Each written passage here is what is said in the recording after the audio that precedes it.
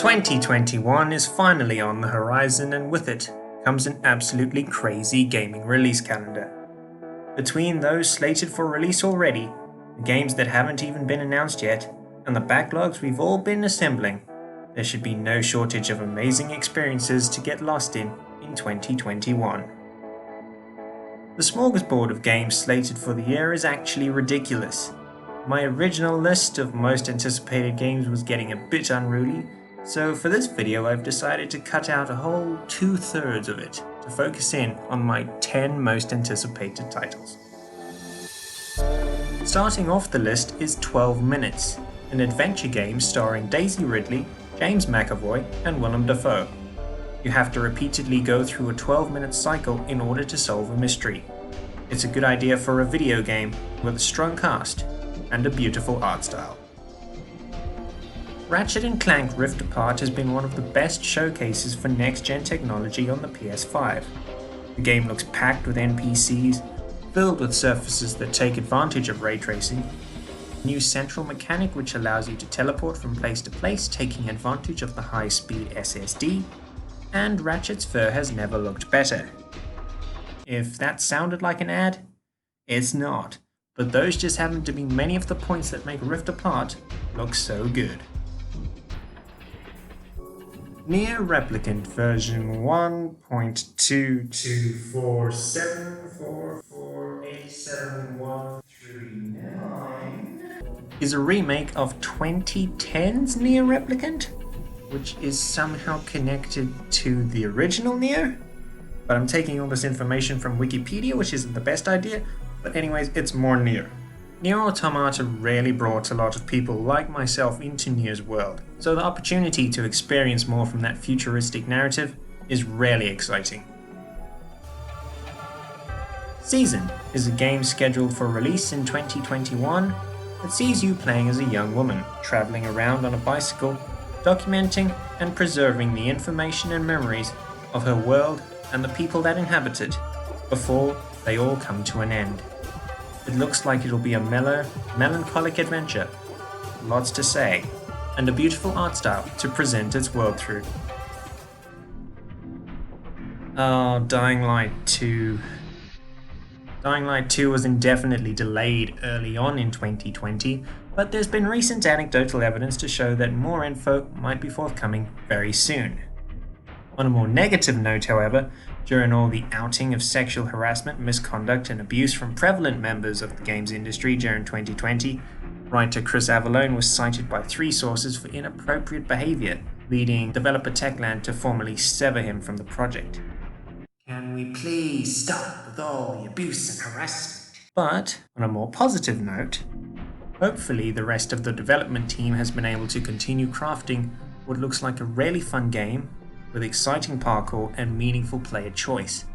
The original Dying Light appears to still be going strong with a dedicated player base and frequent updates, so I have a lot of faith that the devs know what they're doing over there. My 5th most anticipated game of 2021 is Gotham Knights. From Arkham Origins developer WB Games Montreal, a game focusing on the Bat family following Bruce Wayne's death is an interesting concept alone. Then you add in the Court of Owls, the ability to play as any of the 4 main characters in a vibrant neon Gotham City, and I'm in. We're locking in Batgirl day 1, boys. Let's go.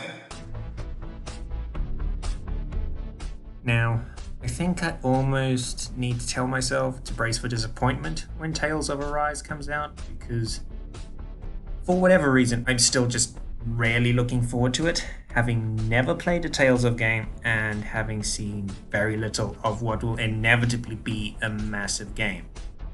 But for now, I'll just continue to be excited for it. The couple trailers they did release certainly cast a spell on me.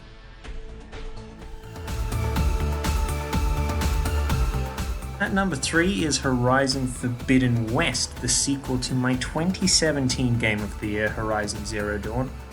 When Forbidden West comes out, depending on what my most anticipated game is doing at the time, I'm going to clear my entire gaming calendar, even if Dying Light 2 comes out, Gotham Knights, Tales of Arise, they will all be put on the back burner, because I'll be happily losing myself for a few months in Gorilla's beautiful world with Ashley Birch's wonderful Aloy. Can't wait. Kenna Bridge of Spirits had one of those perfect announcement trailers, which introduces you to the beautiful world.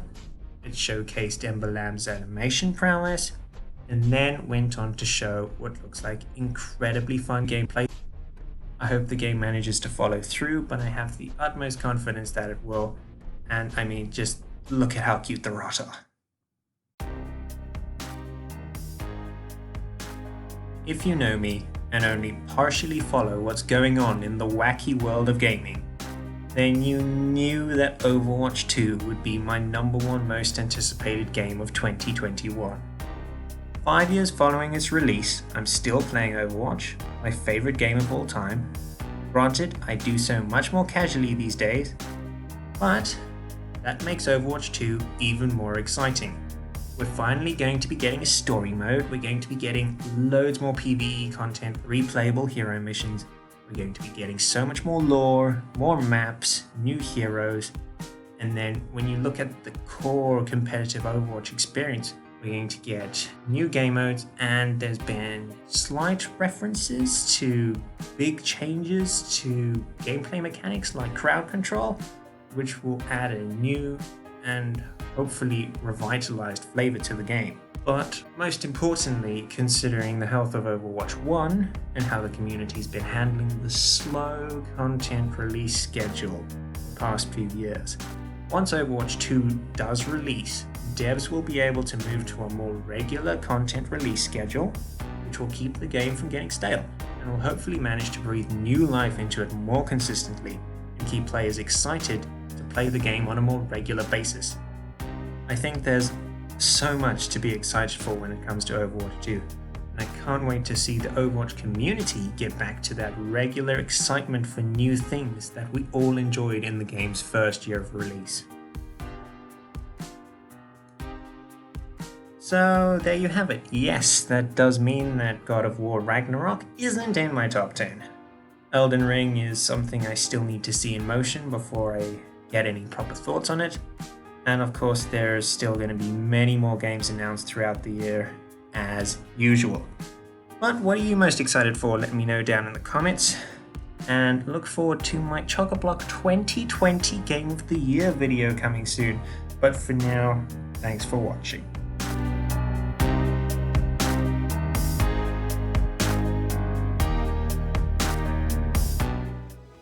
Considering how cool characters like Tracer now look following the visual updates coming in Overwatch 2, I don't know whether to be scared or excited for what Blizzard will do with my favorite character design of all time.